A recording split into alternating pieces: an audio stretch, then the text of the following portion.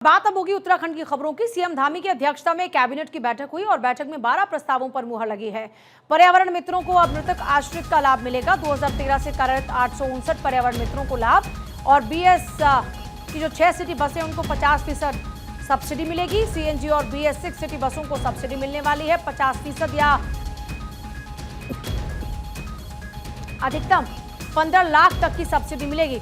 मानव अधिकार आयोग में 12 नए पद स्वीकृत हुए और उत्तराखंड अधीनस्थ सेवा चयन आयोग में 15 नए पद सृजित किए गए हैं। उत्तराखंड वर्दीधारी सिपाही और उप निरीक्षक पदों की परीक्षा अब एक साथ आयोजित की जाएगी। सब इंस्पेक्टर स्तर के सभी पदों की परीक्षा भी एक समान तरीके से कराई जाएगी। तो ये धामी कैबिनेट में लिए गए फैसलों का जिक्र अभी हम कर रहे हैं। 12 प्रस्तावों पर मुहर लग चुकी है, जिनमें जो पर्यावरण मित्र हैं, पर्यावरण मित्रों को अब मृतक आश्रित का लाभ होगा। 2013 से कार्यरत 859 पर्यावरण मित्रों को इसका लाभ मिलेगा। बीएस 6 सिटी बसों को 50% की सब्सिडी मिलेगी और सीएनजी और बीएस 6 सिटी बसों को सब्सिडी मिलने वाली 50% या अधिकतम 15 लाख तक की सब्सिडी होगी। परिवहन विभाग का मत था उत्तराखंड स्वच्छता गतिशील परिवर्तन नीति के बारे में। इसमें पूर्व में ये व्यवस्था थी कि जो हमारा नॉर्मल पब्लिक ट्रांसपोर्ट है, जो कि पेट्रोल और या डीजल से चलता है, उसको सीएनजी, बैटरी या ईवी में कन्वर्ट यदि वो करते हैं तो उसमें कुछ सब्सिडी की व्यवस्था थी। उसमें एक चीज़ थी कि इसमें जो भी धनराशि ये सब्सिडी की होगी, इसको एक एस्क्रो अकाउंट में रखने की पहले व्यवस्था थी। तो उससे एस्क्रो अकाउंट मतलब बैंक संबंधित लाभार्थी और के बीच में, वो सरकार के बीच में एक एस्क्रो अकाउंट बना था। आज ये निर्णय हुआ कि इसको एक एसएनए अकाउंट में बना दिया, क्योंकि एस्क्रो अकाउंट को ऑपरेट करने में दिक्कत हो रही है। उसको एक एसएनए अकाउंट में कन्वर्ट करने का आज माननीय मंत्रिमंडल द्वारा निर्णय लिया। और मेरे साथ हरीश इस वक्त जुड़ गए हैं। हरीश, ज़्यादा जानकारी चाहेंगे आपसे। जी देखिए, मुख्यमंत्री पुष्कर सिंह धामी की अध्यक्षता में आज सचिवालय में मंत्रिमंडल की बैठक आयोजित की गई और बैठक में कुल 12 प्रस्ताव प्रस्तुत किए गए और बैठक में जो महत्वपूर्ण योजनाएं हैं उत्तराखंड से रिलेटेड जो भी महत्वपूर्ण बिंदु यहाँ थे जिनको पारित होना था, उसको लेकर के मुख्यमंत्री की अध्यक्षता में जो है कैबिनेट में मुहर लगी है। और सबसे महत्वपूर्ण बात है कि जो पर्यावरण मित्र नियुक्त किए गए थे, उनको अब सरकारी कर्मचारी की भांति मृतक आश्रितों में वो शामिल हो सकेंगे, यानी कि उनकी जो है मृत्यु होने पर सरकारी लाभ उनको मिल पाएगा, उनके परिजनों को सरकारी राजकीय सेवा में मौका मिलेगा। इसके अलावा जो E1 टैक्स है उसमें माफी की जो है प्राथमिकता दी गई है, इस पर भी मुहर लगी है। साथ ही साथ जो पर्यटन संबंधी योजनाएं हैं, तो उन योजनाओं को और जैसे कह सकते हैं कि पेंशन संबंधी जो भी सब्जेक्ट यहाँ पर लंबे समय से लंबित थे, उन पर आज कैबिनेट की मुहर लगी है।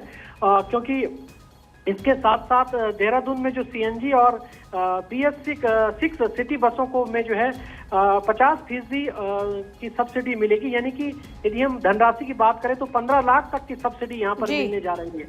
और इसी तरह विक्रम और जो डीजल वाहन है उनमें भी सब्सिडी योजना के तहत मिलेगी। बैटरी मोटर और स्ट्रॉन्ग जो हाइब्रिड के जो पेट्रोल वाहन है, उस पर भी परिवहन की तरह से टैक्स पूरी तरह से माफ होगा, केवल जीएसटी देना होगा। इसी तरह से जो वर्दीधारी सिपाही है और जो सब इंस्पेक्टर रैंक की जो परीक्षा होगी वो एक साथ होगी, चाहे वो कांस्टेबल की हो या फिर सब इंस्पेक्टर की हो, एक साथ परीक्षा होगी। इसके अलावा सब इंस्पेक्टर और कांस्टेबल की जो परीक्षा होगी वो एक समान तरीके से होगी। साथ ही साथ जो UKSSC है, उत्तराखंड अधीनस्थ सेवा चयन आयोग, उसमें 15 नए पदों पर के सृजन पर जो है मोहर लगी, जिसमें एक पद स्थायी होगा, 14 जो है आउटसोर्स के जरिए लिए जाएंगे।